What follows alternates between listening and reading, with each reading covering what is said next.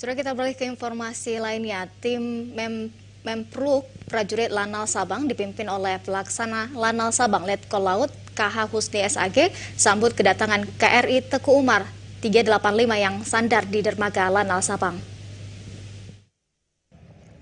Kedatangan KRI Teguh Umar 385 yang dikomandani oleh Letkol Laut Nyoman Gede Prandiana Aries, onboard Dangus Kamla Kuarmada 1 Laksma TNI Haris Bima Bayuseto, dan Paban Analef Gus Kamla Kuarmada 1 Letkol Laut Justus Nasarius Rossi.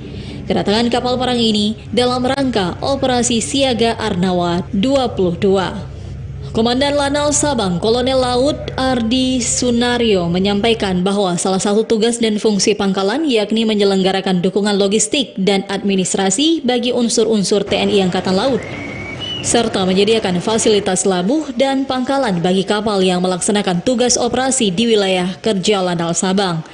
Dikatakan suatu kebanggaan bagi prajurit Lanal Sabang dapat menyambut KRI Teguh Umar 385 yang sedang melaksanakan tugas operasi dalam menjaga kedaulatan laut Indonesia.